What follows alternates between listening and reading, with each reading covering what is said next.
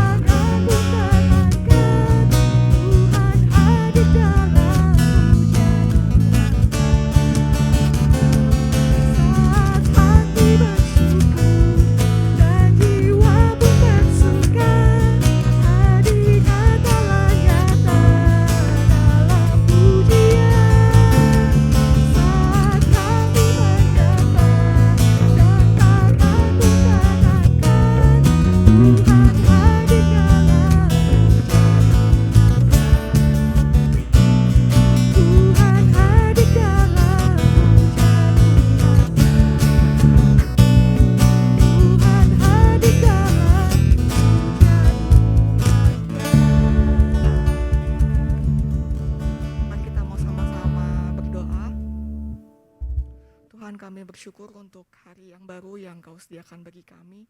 Tuhan, kami berterima kasih untuk setiap pimpinan-Mu yang tidak pernah habisnya dalam kehidupan kami.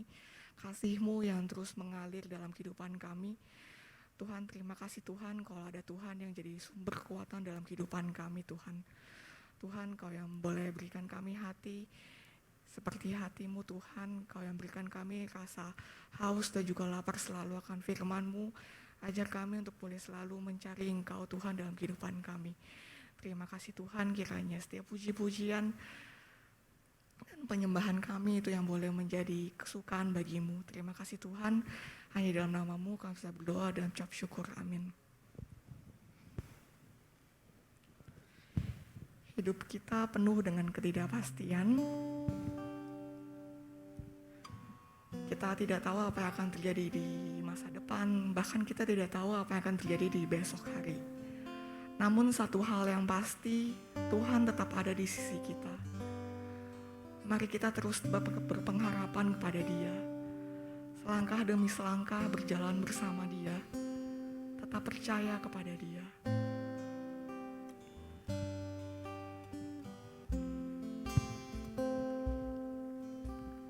Saat ku tak melihat jalanmu, saat ku tak mengerti rencanamu, namun tetap ku pegang janjimu. Pengharapanku hanya padamu.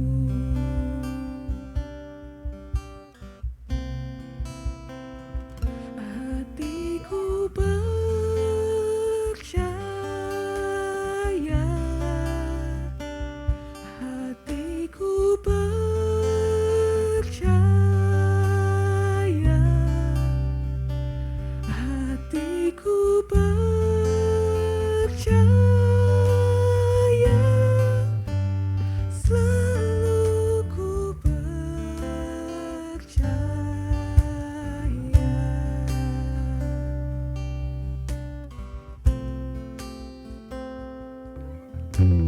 Saat ku tak melihat jalanmu, saat ku tak mengerti rencanamu, namun tetap ku pegang janjimu.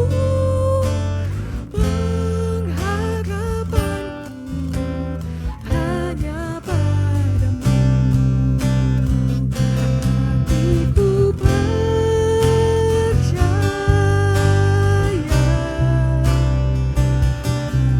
hatiku percaya,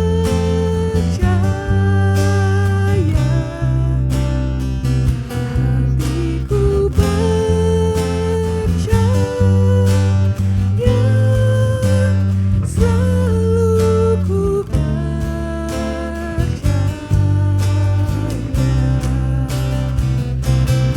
Hatiku percaya,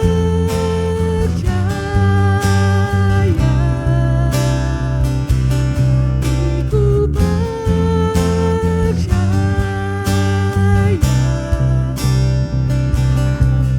hatiku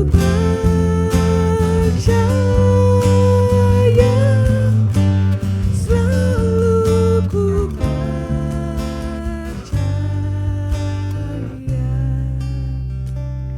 Kita mau sama-sama menyatakan iman kepercayaan kita. Kita mau sama-sama menyatakan pengakuan iman rasuli. Aku percaya kepada Allah, Bapa yang Maha Kuasa, Khalik langit dan bumi, dan kepada Yesus Kristus, Anaknya Tunggal Tuhan kita, yang dikandung dari Roh Kudus, lahir dari anak darah Maria, yang menderita sengsara di bawah pemerintahan Pontius Pilatus, disalibkan, mati dan dikuburkan, turun ke dalam kerajaan maut. Pada hari yang ketiga, bangkit pula dari antara orang mati, naik ke surga, duduk sebelah kanan Allah, Bapa yang Maha Kuasa. Dan dari sana ia akan datang untuk menghakimi orang hidup yang mati. Aku percaya kepada Roh Kudus, gereja yang kudus dan am, persekutuan Roh Kudus, pengampunan dosa, kebangkitan tubuh, dan hidup kekal. Amin. Lord, I will trust in you. Lord, I will trust in you. Lord, I will trust in you. My heart will trust in you.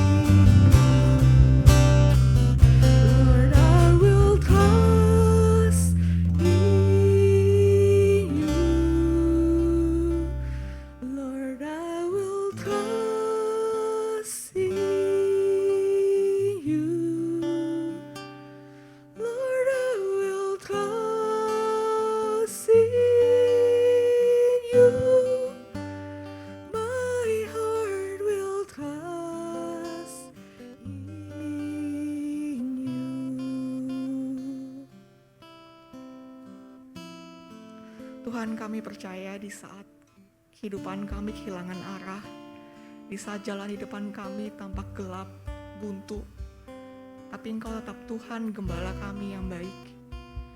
Kau tidak meninggalkan kami sedetik pun, Kau menuntun kami, Kau menggiring kami ke jalan yang benar. Kau gembala yang baik. Engkau gembala yang baik,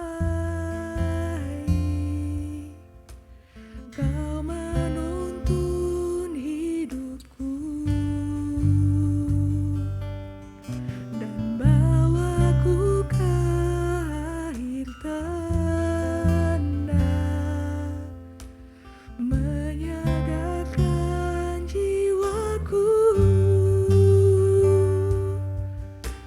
Sekalipun ku berjalan dalam lembah kekelaman,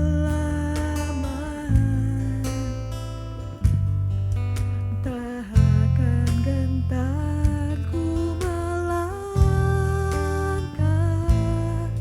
sebab Engkau besertaku.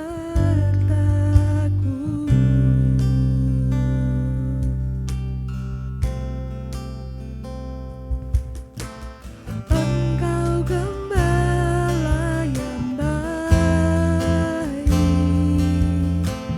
Kau menuntun hidupku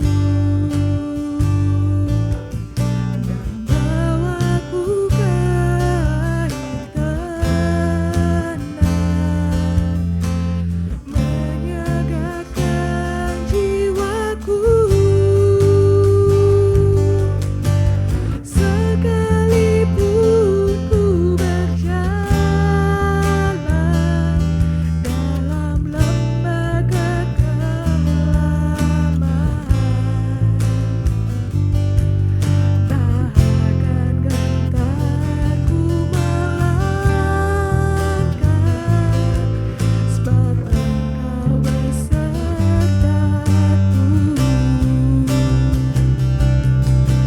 Sekalipun ku berjalan dalam lembah kekelaman, tak akan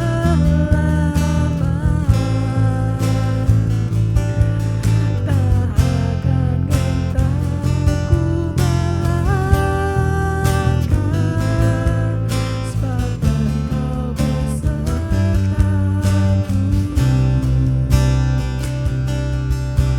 Sekalipun ku berjalan dalam lembah kekelaman,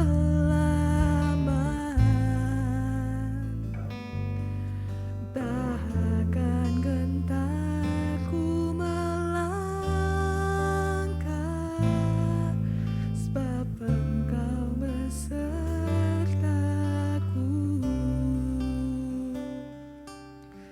Tak akan gentar ku melangkah, sebab Engkau besertaku.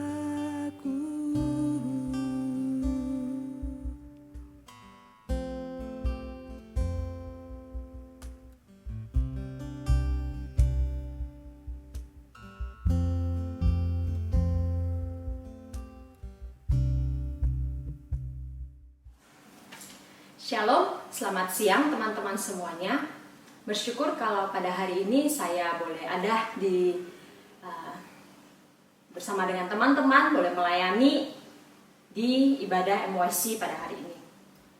Teman-teman, sebelum kita merenungkan firman Tuhan, mari kita terlebih dahulu berdoa.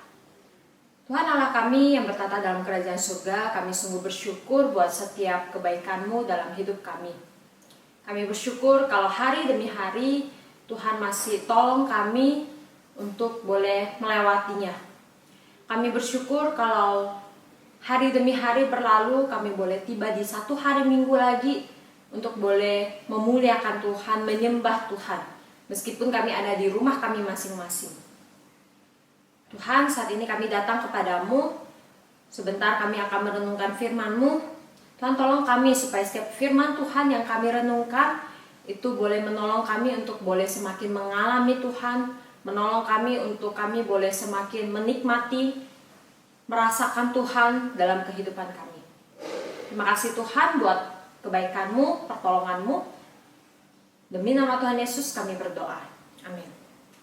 Teman-teman sekalian, firman Tuhan yang akan kita renungkan diberi tema tentang rasa syukur. Wisdom in Gratitude Expression. Teman-teman, bagaimanakah hal apakah yang akan membuat seseorang merasakan rasa syukur? Teman-teman, sebelum kita merenungkan lebih jauh tentang tema hari ini, saya mengajak kita untuk membuka Alkitab kita. Kita akan membaca satu bagian firman Tuhan di dalam Lukas pasal 19 ayat 1 sampai 10. Lukas pasal 19 ayat 1 sampai 10. Kisah ini adalah tentang Zakheus. Yesus masuk ke kota Yeriko dan berjalan terus melintasi kota itu. Di situ ada seorang bernama Zakheus, kepala pemungut cukai, dan ia seorang yang kaya. Ia berusaha untuk melihat apakah Yesus itu, orang apakah Yesus itu. Tetapi ia tidak berhasil karena orang banyak, sebab badannya pendek. Maka berlarilah ia mendahului orang banyak, lalu memanjat pohon ara untuk melihat Yesus yang akan lewat di situ. Ketika Yesus sampai ke tempat itu, ia melihat ke atas dan berkata, "Zakheus, segeralah turun, sebab hari ini aku harus menumpang di rumahmu." Lalu Zakheus segera turun dan menerima Yesus dengan sukacita. Tetapi semua orang yang melihat hal itu bersungut-sungut. Katanya, "Ia menumpang di rumah orang berdosa." Tapi Zakheus berdiri dan berkata kepada Tuhan, "Tuhan, setengah dari milikku akan kuberikan kepada orang miskin. Dan sekiranya ada sesuatu yang kuperas dari seseorang, akan kukembalikan 4 kali lipat." Kata Yesus kepadanya, "Hari ini telah terjadi keselamatan kepada rumah ini, karena orang ini pun adalah anak Abraham. Sebab anak manusia datang untuk mencari dan menyelamatkan yang hilang." Sedemikian jauh pembacaan firman Tuhan. Berbahagialah kita yang membaca, merenungkan firman Tuhan dan bahkan melakukannya. Amin. Teman-teman sekalian, berbicara tentang rasa syukur, kira-kira hal apakah yang akan membuatmu memiliki rasa syukur? Hatimu berasa, "Oh, gue bersyukur banget nih." Mungkin ada orang yang akan bersyukur kalau dia mendapatkan promosi pekerjaan, dapat kenaikan pangkat, dapat kenaikan gaji. Seseorang mungkin akan bersyukur terhadap hal itu. Lalu ya, di masa seperti ini terutama, hal apa yang mungkin akan membuat kita merasakan syukur? Sehat tentunya. Ketika kamu sehat, kamu menjaga protokol kesehatan, sampai sekarang udah hampir 2 tahun kamu masih belum kena COVID, kita bersyukur. Ketika orang-orang lain mengalami penurunan kesehatan, kita boleh tetap sehat, kita bersyukur. Lalu kira-kira hal lain apa lagi yang akan membuat kita bersyukur? Mungkin yang ketiga ini adalah hal yang bagi banyak orang ini adalah salah satu pencapaian dalam hidup, yaitu menjadi kaya. Mau beli apapun bisa, gak perlu khawatir soal keuangan. Pengen apa bisa beli, tagihan apa gak perlu khawatir. Apakah arti syukur buat kita? Apakah di antara 3 hal itu kalau kita mencapai 1, 2, 3 atau bahkan ketiga-tiganya baru kita akan bersyukur? Apakah di saat keadaan kita tidak mengalami ketiga hal ini? Yang pertama tadi tentang promosi pekerjaan. Kita nggak dapat promosi pekerjaan, stabil aja, nggak dapat kenaikan gaji, malah penurunan gaji karena PPKM, harus work from home. Malah bukannya kenaikan gaji tapi penurunan gaji. Dan akhirnya itu membuat kita tidak bersyukur. Lalu yang kedua tentang kesehatan, kita nggak sehat, kita sakit ataupun kena COVID dan gejala yang berat membuat kita patah semangat dan membuat kita tidak bersyukur. Atau yang ketiga, keuangan kita pas-pasan atau bahkan kekurangan membuat kita tidak bersyukur.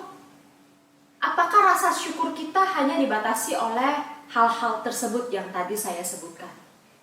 Nah teman-teman, pertanyaannya bagaimana caranya supaya kita bisa senantiasa bersyukur? Kalau firman Tuhan katakan bersyukurlah senantiasa, bersukacitalah senantiasa. Bagaimana? Sekarang pertanyaannya bagaimana caranya supaya kita boleh tetap bersukacita, kita boleh tetap senantiasa bersyukur? Teman-teman, dari Zakheus yang kita sudah baca hari ini ada setidaknya ada 3 hal yang boleh kita pelajari tentang rasa syukur. Yang pertama yaitu kenal. Memiliki pengenalan dan pengalaman yang benar tentang Tuhan. Teman-teman, kenal belum tentu mengalami. Kenal saja ya, saya tahu nama kamu Denisa, kamu tinggal di mana, nomor handphone kamu sekian-sekian, sudah menikah dan sebagainya. Saya tahu, saya kenal, tapi saya belum tentu tahu apa yang menjadi pergumulannya Denisa.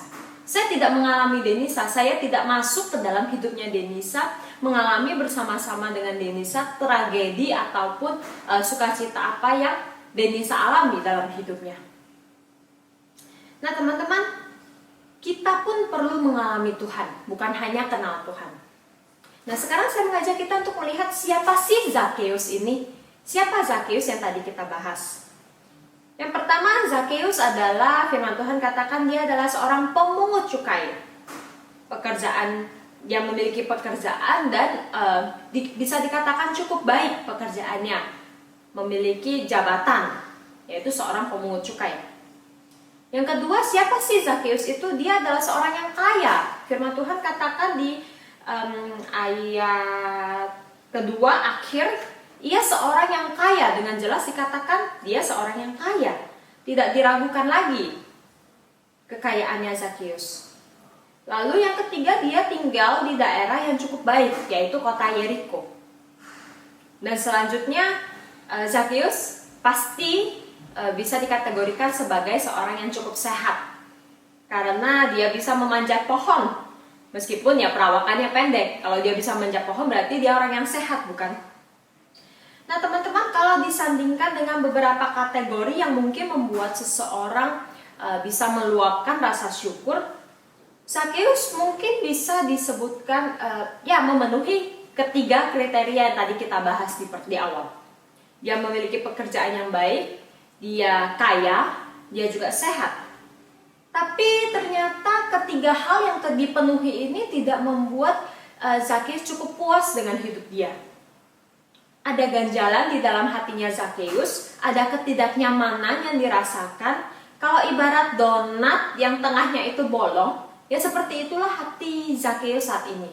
Dia penuh, tetapi dia kosong, dia bolong, ada kehampaan yang dirasakan di dalam hatinya. Sebuah ironi, bukan? Nah teman-teman, sebelum Tuhan Yesus datang masuk ke kota Yeriko, yaitu kota tempat Zakheus tinggal, sepertinya Zakheus sudah mendengar banyak tentang Tuhan Yesus. Jauh sebelum itu Tuhan Yesus sudah banyak mengajar, bertemu dengan orang-orang banyak, melakukan mukjizat. Tentu kabar itu semua sudah terdengar oleh Zakheus, dan Zakheus penasaran, siapa sih sosok Yesus itu? Aku penasaran dan dia pengen lihat sendiri seperti apa Tuhan Yesus itu. Ketika mendengar kabar bahwa Tuhan Yesus akan datang ke kota Yeriko, wah, Zakheus semangat sekali. Dia segera menanti-nantikan waktu itu, dan ketika Tuhan Yesus datang dia segera berlari. Alkitab katakan dia berlari melewati orang banyak untuk pengen cepet-cepet tahu seperti apa Tuhan Yesus itu. Sukacita semakin dirasakan ketika Tuhan Yesus ngomong ke Zakeus, "Zakeus, turun. Hari ini aku mau menumpang di rumahmu." Siapa sih Zakeus sehingga punya privilege untuk menjamu Tuhan Yesus? Tapi teman-teman, di dalam pengenalan Zakeus tentang Tuhan, ya dia tahu Tuhan Yesus itu orang yang hebat, orang yang baik, dia mengajar, dia menyembuhkan banyak orang. Tapi di saat itu dia masih belum mengalami Tuhan Yesus. Sampai ketika Tuhan Yesus datang kepada dia, baru dia mengalami. Dia merasakan Tuhan Yesus dan mengalami Tuhan Yesus. Teman-teman, Rockefeller merupakan seorang yang terkaya di sepanjang sejarah Amerika Serikat. Pada usia 33 tahun dia mendapatkan $1 juta pertamanya, yaitu di tahun 1872. Bayangkan di tahun 1872 dia mendapatkan $1 juta. Dia punya uang $1 juta. Di masa itu belum inflasi, jangan dibandingkan dengan uang zaman sekarang, itu angka yang sangat besar. Pada usia 43 tahun, 10 tahun kemudian, dia menguasai perusahaan terbesar di dunia. 10 tahun kemudian lagi, di usia 53 tahun, dia dinobatkan menjadi orang terkaya di dunia. Terkaya di dunia. Dan satu-satunya orang pada masa itu yang mempunyai kekayaan lebih dari $1 miliar. Bayangkan saudara, $1 miliar. Diuangkan sekarang, hitung sendiri ya. Tentu banyak orang yang berpikir bahwa dengan memiliki kekayaan yang sangat banyak, Rockefeller mudah saja menghambur-hamburkan uangnya. Ternyata tidak. Dia tidak hamburkan uangnya dengan begitu saja. Kekayaan yang dia miliki justru membuat keadaan Rockefeller tidak seperti apa yang dibayangkan orang. Dia menderita sebuah kelainan kejiwaan yang menyebabkan rambutnya rontok, tidak memiliki gairah hidup, bahkan dia hanya bisa hidup dengan makan biskuit dan minum susu. Selain itu, dia sangat dibenci di wilayahnya, sehingga ia mempekerjakan pengawal yang standby terus selama 24 jam karena dia takut bahwa kalau ada orang yang jahat yang akan mencelakakan dia atau mengambil harta dia. Satu kali dokter memprediksi bahwa hidupnya tidak akan sampai tahun depan. Koran-koran pun sudah mempersiapkan tulisan untuk menyambut kematiannya. Dalam masa seperti itu, Rockefeller merenungkan bahwa orang tidak akan membawa sepeser pun hartanya ketika dia mati nanti. Sehingga di saat itu membuat dia bertobat. Dia menyadari bahwa hidupnya adalah hidup yang penuh dengan dosa, dan ia pun mengaku percaya kepada Tuhan Yesus. Sejak saat itu hidupnya berubah. Dia banyak membantu orang miskin dengan uang yang dia miliki. Dia bantu gereja-gereja. Dia juga mendirikan yayasan bernama Rockefeller Foundation.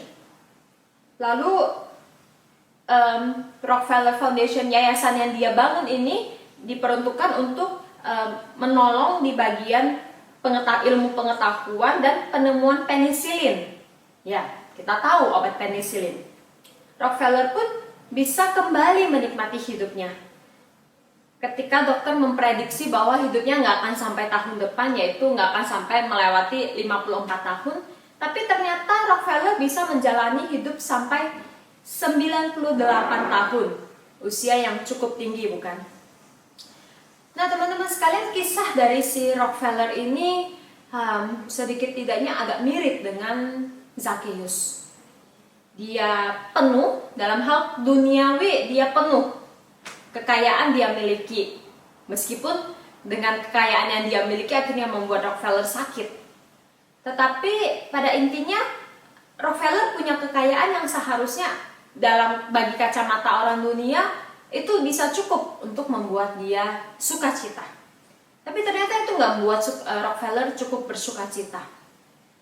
Sehingga apa yang akhirnya bisa mengisi kekosongan di dalam hati Rockefeller? Yaitu pertemuan dengan Tuhan, perjumpaan dengan Tuhan, pengenalan akan Tuhan Sang Juru Selamat, itu yang akan membuat hati Rockefeller terisi kembali. Nah teman-teman, numpang tanya, bagaimana kondisi hatimu saat ini? Di tengah saat ini ketika kamu gak bertemu dengan banyak orang, mungkin saat dimana kita bisa banyak merenungkan diri kita, merenungkan masa depan kita, memikirkan pencapaian-pencapaian apa yang ingin kita kejar. Numpang tanya, apakah hatimu seperti si Zakheus dan Rockefeller sebelum bertemu dengan Tuhan?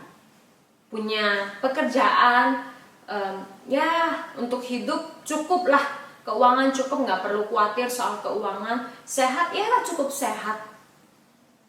Tapi ternyata ada satu kekosongan di dalam hatimu yang nggak tahu harus diisi dengan apa.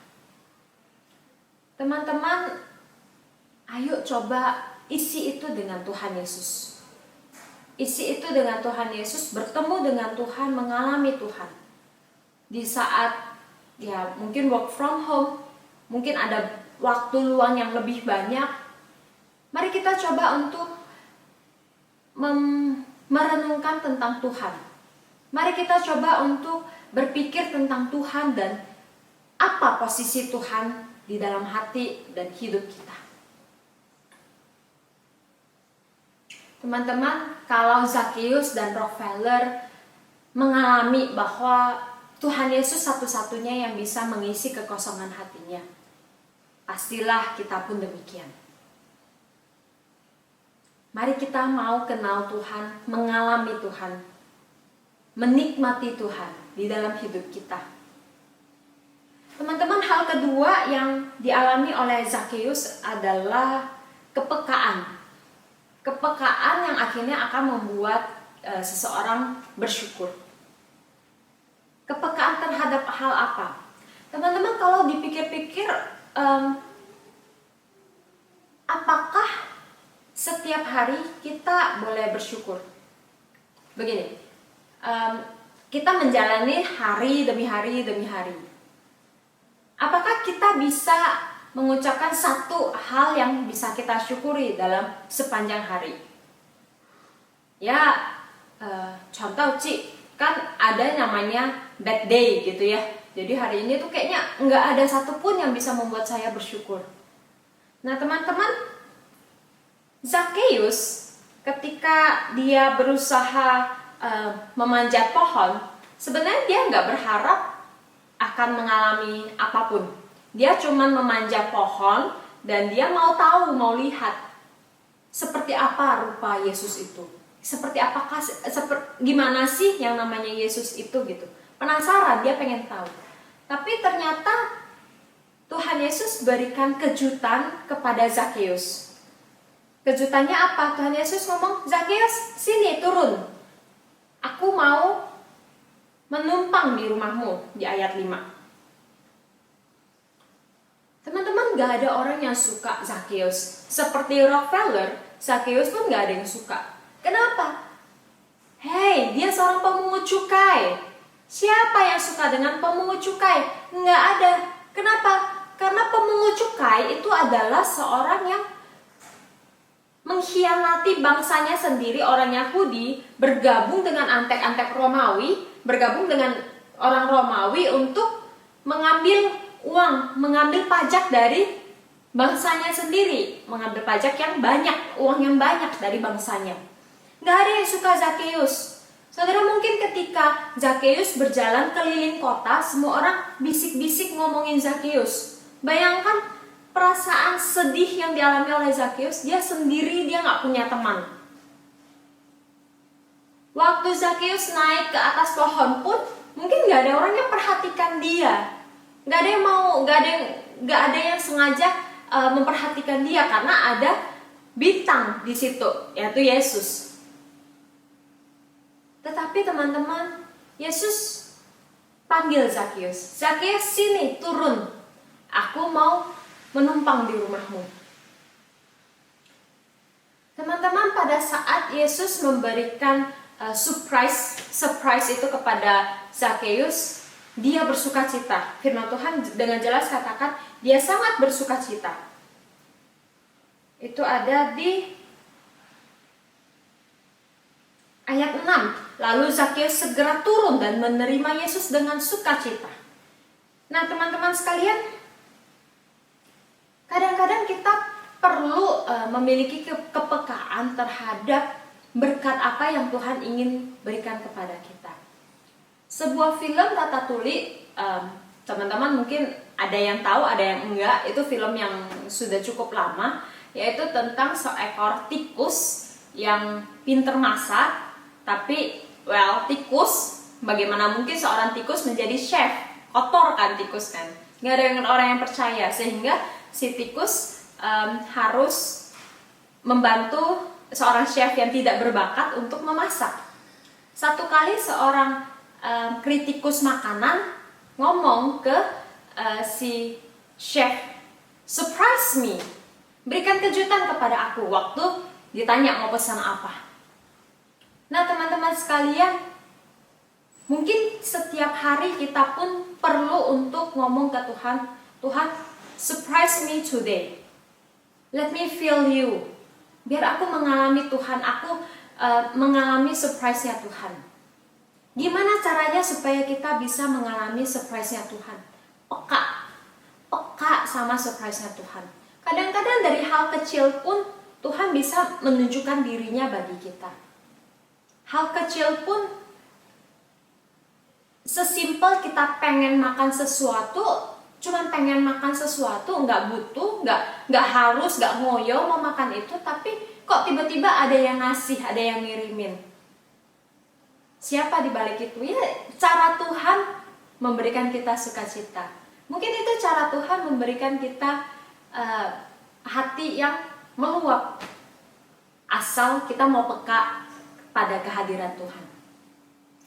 Nah, teman-teman, hal ketiga, hal terakhir, bagaimana caranya supaya kita bisa bersukacita?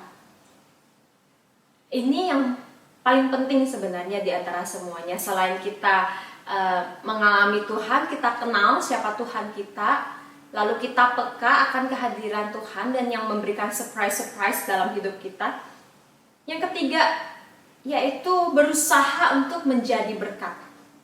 Berusaha untuk menjadikan berkat bagi orang lain meskipun kita di dalam keterbatasan. Teman-teman, ketika Tuhan Yesus bertemu dengan Zakheus, memanggil Zakheus turun, Zakheus ngomong ke Tuhan, "Tuhan, setengah dari milikku akan kuberikan kepada orang miskin. Dan sekiranya ada sesuatu yang kuperas dari seseorang akan kukembalikan 4 kali lipat." Nah, teman-teman, itu menunjukkan betapa Zakheus sangat bersyukur. Dia hatinya dipenuhi, hatinya yang tadinya bolong, seperti donat yang bolong di tengah sudah dipenuhi menjadi donat yang utuh, tidak bolong lagi, dan membuat dia ingin melakukan sesuatu. Tuhan gak tuntut Zakheus untuk, "Zakheus, kamu lakukan A, B, C, D." Tuhan gak ngomong itu ke Zakheus, tapi secara otomatis Zakheus mau melakukan hal itu. Secara inisiatif dari hatinya, dia mau melakukan itu semua. Teman-teman, ada 2 benda yang bentuknya mirip, serupa tapi tak sama. 2 benda itu, yang pertama adalah kipas angin dan yang kedua adalah kicir angin. Apa yang menjadi persamaan dari kedua benda ini? Sama-sama punya baling-baling, punya kicir-kicir yang akan berputar begitu, dan dua-duanya juga berhubungan dengan angin. Tapi teman-teman, apa yang membedakan kedua benda ini? Yang pertama, kipas angin. Kipas angin adalah satu benda yang dia punya motor di dalam alatnya yang akan mengeluarkan angin, memberikan angin, sehingga memberikan kesejukan bagi sekitarnya. Tetapi berbeda dengan kicir angin. Kicir angin adalah satu benda yang dia nggak punya motor, dia cuma punya baling-baling, Dan si kicir-kicir ini hanya akan berputar kalau ada angin yang lewat di sekitarnya. Nah teman-teman, kadang-kadang orang Kristen juga seperti dua benda ini, dua jenis orang Kristen. Yang pertama adalah orang Kristen yang seperti kicir angin, yang tunggu harus ditowel-towel, harus digenjot-genjot supaya bisa berputar untuk memutarkan kibaling-balingnya. Tapi Tuhan ingin kita menjadi orang Kristen yang seperti kipas angin, yaitu apa? Digerakkan dari motornya secara otomatis punya kesadaran untuk mau jadi berkat, memberikan kelegaan bagi sekelilingnya. Nah teman-teman, saya mau memberikan sebuah pertanyaan buat kita. Apakah kamu adalah orang Kristen? Apakah kamu adalah orang Kristen? Teman-teman yang di rumah, saya sangat yakin kamu semua akan jawab, iya tentu saya adalah orang Kristen. Buktinya saat ini saya duduk, saya mendengarkan firman Tuhan, saya beribadah kepada Tuhan. Bukan cuma itu, saya juga melayani. Di pandemi begini, setiap minggu saya ke gereja, saya pelayanan, saya memberikan yang terbaik. Atau di antara kita juga mengatakan, tentu saya orang Kristen, saya jadi majelis, saya mencalonkan diri untuk melayani jadi majelis, menjadi pengurus dan sebagainya. Iya, saya tidak meragukan kekristenan Anda. Tapi ada satu pertanyaan lanjutan yang ingin saya ajukan kepada teman-teman. Apakah kamu adalah orang Kristen yang sudah lahir baru? Teman-teman, orang Kristen yang sudah lahir baru adalah orang Kristen yang mengalami Tuhan. Setelah berjumpa dengan Tuhan, dia sangat menikmati waktu dengan Tuhan, dia mengalami Tuhan, dan dia pun terus peka akan kehadiran Tuhan dalam hidupnya. Tetapi kedua hal ini tidak akan berhenti sampai dia juga mau jadi berkat buat orang lain. Dia ingin orang lain pun bisa merasakan rasa syukur yang dia alami menjadi orang Kristen. Nah teman-teman, apakah kamu sudah menjadi orang Kristen yang sungguh-sungguh, yang lahir baru? Teman-teman, tidak ada paksaan bagi kita untuk jadi berkat. Tidak ada tuntutan bagi kita untuk jadi berkat. Tetapi bagi seseorang yang sudah mengalami Tuhan, teman-teman, seharusnya lah secara otomatis muncul dari ada dorongan di dalam hatinya untuk mau membagikan berkat, membagikan sukacita yang dia alami kepada orang lain. Teman-teman, kalau dulu banyak orang yang tanya ketika seseorang meninggal begitu ya. Ketika seseorang meninggal banyak yang nanya, dia Kristen nggak? Biasanya nanyanya begitu. Belakangan saya mulai menyadari bahwa nggak cukup cuman Kristen, tapi dia lahir baru nggak? Pertanyaan itu sebenarnya yang patut kita renungkan lebih dalam. Apakah kamu sudah lahir baru? Kalau kamu yang dulu adalah kamu yang suka menyimpan dendam, senggol bacok, orang senggol sedikit kamu langsung reaktif, apakah kamu menunjukkan buah roh? Ada perubahan dalam hidup kamu. Kamu tidak lagi menjadi pendendam, tapi menjadi pengampun. Kalau dulu kamu pemarah, hal kecil apapun akan membuat kamu menjadi marah.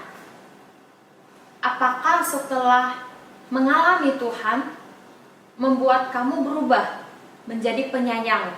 Apakah ada buah roh yang kamu hasilkan dalam hidup kamu? Teman-teman, kalau kamu bertanya, gimana caranya supaya aku bisa jadi berkat? Aku nggak tahu. Teman-teman, nggak perlu muluk-muluk untuk jadi berkat. Nggak perlu kamu harus kaya supaya kamu bisa bagi-bagikan uang kamu ke orang-orang, itu baru dinamakan jadi berkat. Enggak. Jadi berkat itu sesimpel kamu menunjukkan buah roh. Itu yang Tuhan tuntut buat kita. Itu yang firman Tuhan katakan, seharusnya lah kita menunjukkan buah roh. Apakah kamu semakin mengasihi, penyayang, panjang sabar, kamu menjadi lebih lemah lembut dibanding sebelumnya, kamu menjadi lebih murah hati, dan sebagainya. Teman-teman, apakah ada perubahan di dalam hidupmu? Teman-teman, biarlah rasa syukur yang kita alami tidak melulu hanya tentang hal dunia, yaitu tentang kekayaan, tentang fisik yang sehat, tentang pekerjaan yang baik.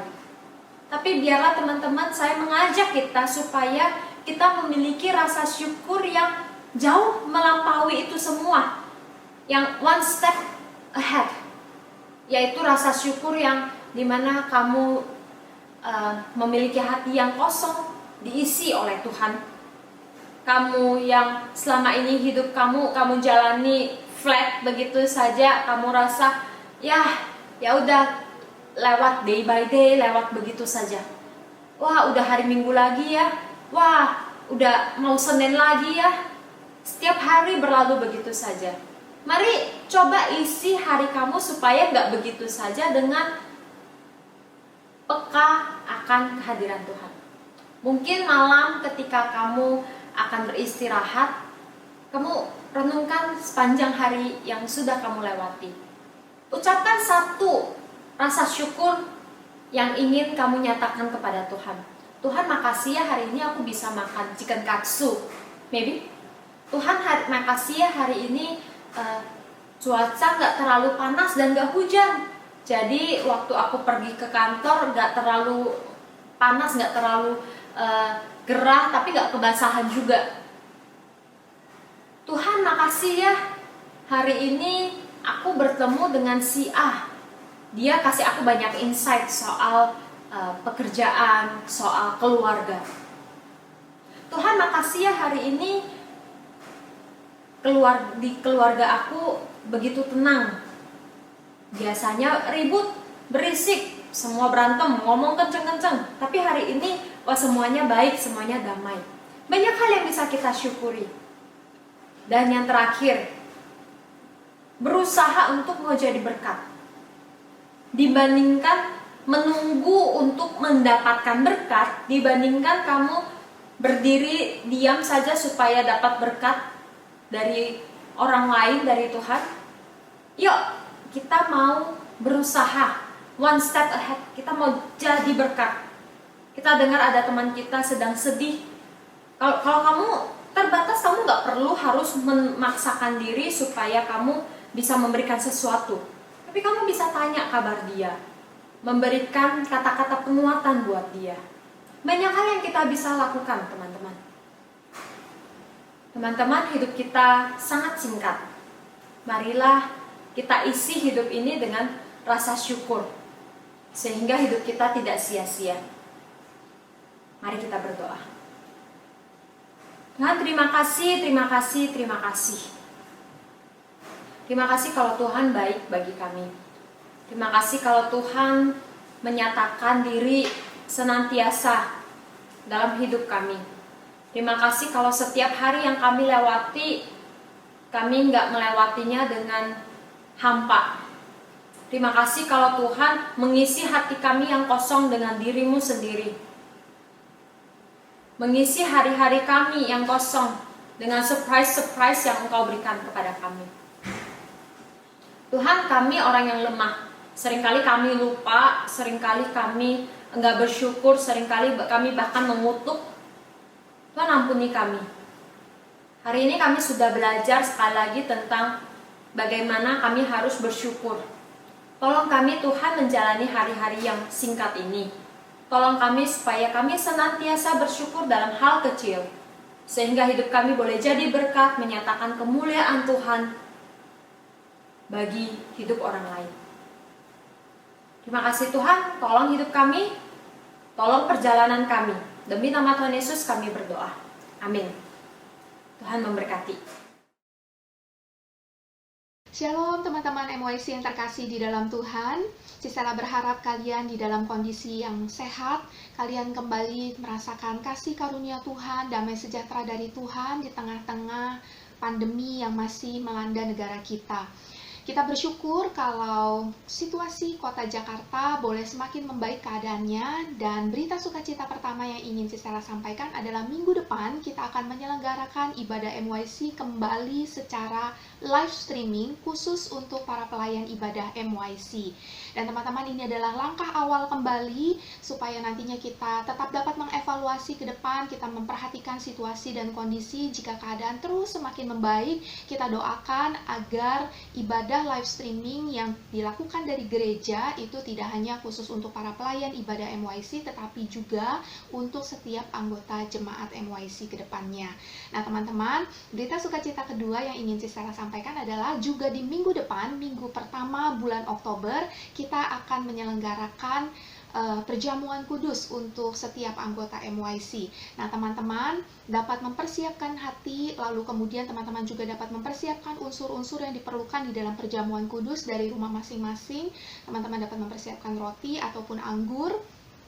Kalau seandainya kalian membutuhkan, kalian dapat datang ke gereja dan kemudian mengambilnya di ruangan hamba Tuhan pada hari Sabtu ataupun hari Minggu dari jam 9 sampai sekitar jam 2 siang.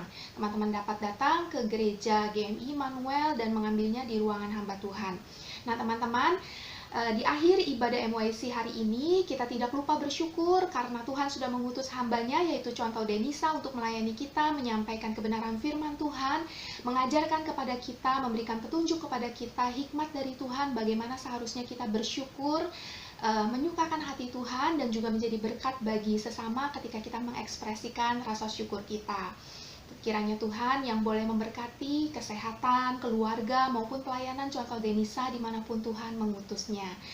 Dan berikutnya juga teman-teman, yang terakhir adalah kita bersyukur di tengah-tengah pandemi ini Tuhan juga mengutus teman-teman kita sesama anggota MYC untuk melayani. Terkhusus bagi para pelayan ibadah hari ini, ada WL-nya Cece, lalu pemusiknya ada Yopi, ada Aldo, maupun juga ada Indra. Dan kemudian ada Jefta sebagai editor yang merangkum semua ibadah hari ini sehingga bisa terselenggara dengan baik. Kiranya Tuhan yang boleh memberkati setiap jeri lelah yang telah dilakukan oleh setiap teman-teman kita di dalam penyelenggaraan ibadah hari ini, supaya ibadah hari ini boleh menjadi berkat bagi setiap kita semua yang mengikutinya dari rumah masing-masing. Dan berkat Tuhan secara spesial turun bagi para pelayan-pelayan Tuhan hari ini, lewat pekerjaan mereka, lewat kehidupan pribadi mereka, dan juga lewat perjalanan iman mereka bersama dengan Tuhan, melayani dan mempersembahkan yang terbaik bagi Tuhan di tengah-tengah segala keterbatasan akibat pandemi kali ini. Nah teman-teman, Cisela mau mengajak kita untuk mengakhiri ibadah MYC hari ini dengan penuh ucapan syukur. Kita mau bangkit berdiri bersama-sama, kita mau berdoa menutup ibadah MYC hari ini. Yuk kita sama-sama berdoa ya. Bapa di dalam surga, kami datang kepadamu mengucap syukur karena Tuhan terus memimpin negara kami. Tuhan telah memberikan yang terbaik bagi negara kami. Tuhan memberikan hikmat bijaksana bagi pemerintah kami, menolong mereka di dalam mengeluarkan kebijakan-kebijakan. Terkhusus kami boleh melihat hasil yang begitu nyata ketika angka COVID boleh semakin menurun, dan kami berdoa Tuhan biarlah kiranya ini tidak membuat negara kami, terkhusus seluruh masyarakat, menjadi takabur, terlena, dan pada akhirnya kami melihat isu-isu yang muncul akhir-akhir ini ketika ada revenge travel, orang-orang yang begitu lama terkungkung stay at home, begitu ingin untuk traveling, dan pada akhirnya melupakan protokol kesehatan. Tuhan tolonglah supaya kami tetap dapat disiplin sebagai warga negara Indonesia yang baik, kami tetap dapat mematuhi aturan-aturan kesehatan, bukan hanya untuk diri kami sendiri, tetapi juga karena kami memperhatikan dan kami memiliki kasih kepada orang-orang yang ada di sekitar kami. Oleh karena itu ya Tuhan, ajarlah setiap kami anak-anak muda yang mungkin secara fisik kami lebih kuat, dan kami kalaupun terkena kami berpotensi pulih dengan lebih cepat. Tetapi kami berdoa Tuhan supaya Engkau yang boleh menanamkan hati yang peduli di dalam diri kami masing-masing untuk memperhatikan orang-orang yang ada di sekitar kami. Kami rindu Tuhan supaya herd immunity itu boleh segera tercipta di tengah-tengah negara kami. Kami mau berdoa secara khusus ya Tuhan, mengucapkan syukur atas anugerah Tuhan yang boleh juga memimpin dan menyertai negara kami, boleh menjadi saksi Tuhan di tengah-tengah dunia ini, boleh menjadi terang Tuhan. Kami rindu ya Tuhan supaya nama-Mu boleh ditinggikan ketika bangsa kami boleh mengenal Tuhan. Bangsa kami boleh berbalik kepada Tuhan Yesus sebagai satu-satunya Tuhan yang benar, Tuhan yang mengasihi, Tuhan yang mau mati bagi setiap orang yang percaya kepadanya. Oleh karena itu Tuhan, di tengah-tengah begitu banyak orang yang hidup di dalam kecemasan, di dalam ketidakpastian akibat pandemi, tolonglah kami sebagai anak-anak-Mu untuk menjadi saksi Tuhan lewat apapun yang kami lakukan, dimanapun yang Tuhan mengutus kami hidup dan berkarya di tengah-tengah dunia ini. Terkhusus ya Tuhan, hamba-Mu mau berdoa saat ini untuk teman-teman yang sedang bergumul, baik itu di mungkin ada yang bergumul dengan kesehatan mereka, ataupun di tengah-tengah kedukaan yang mereka alami, atau bahkan juga mungkin mereka bergumul dengan masalah relasi, entah itu dengan orang tua, saudara, dengan rekan kerja, ataupun pasangan hidup. Kiranya Tuhan, Engkau juga yang menilik apa yang menjadi pergumulan hati mereka berkaitan dengan relasi pribadi mereka dengan Tuhan sendiri. Biarlah di tengah-tengah permasalahan hidup mereka, mungkin juga yang bergumul dengan pekerjaan, studi, atau bahkan ekonomi, kami mohon Tuhan Engkau yang turut campur tangan, sehingga lewat setiap pergumulan ini, setiap anggota MYC sungguh boleh mengalami karya Tuhan, kasih kuasa Tuhan boleh semakin nyata dalam hidup mereka, bahwa Tuhan adalah Allah yang hidup dan bertindak, Allah yang campur tangan di dalam setiap permasalahan mereka. Oleh karena itu ya Tuhan, lewat pergumulan dan kesulitan-kesulitan hidup, biarlah mereka tidak menyerah di dalam pencarian mereka akan Tuhan. Mereka boleh menemukan Tuhan, dan mereka boleh sungguh-sungguh semakin mengasihi Engkau yang telah terlebih dahulu mengasihi mereka. Tuhan, secara khusus kami mau berdoa untuk 1 minggu ke depan, biarlah teman-teman anggota MYC juga dapat merenungkan kembali kasih Tuhan di atas kayu salib yang boleh membawa mereka nantinya masuk di dalam kekekalan surga. Sehingga ya Tuhan, di minggu depan ketika kami bergabung kembali di dalam ibadah MYC, kami dapat dengan penuh sukacita merayakan perjamuan kudus, duduk satu meja dengan Tuhan, walaupun mungkin sebagian besar dari anggota MYC masih melakukannya dari rumah masing-masing, tetapi itu tidak mengurangi rasa respect mereka, rasa syukur mereka, hormat mereka kepada Engkau yang telah memberikan segalanya bagi mereka, segala yang terbaik ya Tuhan. Oleh karena itu Tuhan, kami mau menyerahkan kehidupan setiap anggota MYC, segala keluhan-keluhan, segala pergumulan mereka yang tidak dapat terucapkan, biarlah kiranya Tuhan Engkau yang boleh membawa mereka untuk memasuki perjalanan iman hari lepas hari bersama dengan Engkau saja. Kami menyerahkan kehidupan setiap anak-anak-Mu ini ke dalam tangan-Mu, dan kami mau mengakhiri ibadah MYC hari ini dengan penuh ucapan syukur, dan kami mau mengembalikan segala puji, hormat, dan kemuliaan hanya bagi nama Tuhan. Doa yang jauh dari sempurna ini ya Tuhan, kami alaskan dengan doa yang Tuhan Yesus ajarkan kepada para murid demikian. Bapa kami yang di surga, dikuduskanlah nama-Mu, datanglah kerajaan-Mu, jadilah kehendak-Mu di bumi seperti di surga. Berilah kami pada hari ini makanan kami yang secukupnya, dan ampunilah kami akan kesalahan kami, seperti kami juga mengampuni orang yang bersalah kepada kami. Dan janganlah membawa kami ke dalam pencobaan, tetapi lepaskanlah kami daripada yang jahat, karena Engkaulah yang empunya kerajaan, dan kuasa, dan kemuliaan, sampai selama-lamanya. Amin. Teman-teman MYC yang terkasih di dalam Tuhan, ibadah MYC hari ini telah selesai. Tuhan Yesus memberkati, selamat hari Minggu, dan sampai jumpa minggu depan, tetap di channel MYC Immanuel jam 10.30 pagi. Bye-bye!